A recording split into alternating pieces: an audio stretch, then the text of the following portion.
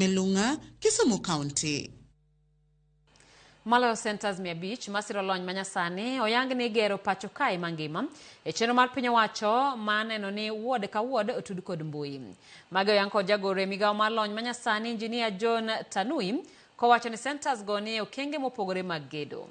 Kolose kinde manonono gedo mitimo Siaya, Tanui omedo ni centers 300 osetiegere kuonde tiegruok mopogore mag tije lwedo. Kotene kod jotelo mopogore moting'o jagoro e migawo mar thieth Laktar Auma Oluga omeno sirkal oketo $25 e gero senta no mayudore Rarieda kod machielo Bondo mibiro ger kod shillings $7 million. Omeno ni centers go kopogore kod chwalo lony ne rowere gibiro jiwo kendo konyo gi timo tije mag mbui kanyakla kod bero chenro mag sirkal e mbui. Across our country, and we were able to work with members of parliament to amend the national government CDF so that up to 3% in CDF is available to the member of parliament to build and operate a digital hub, one in every ward. And we are very happy with what's going on with members of parliament. They have done about 500 which are ongoing at different stages of completion.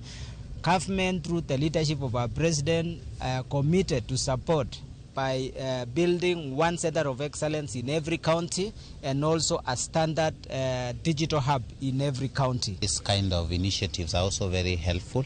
They enable things that we do like social protection programs, social insurance programs.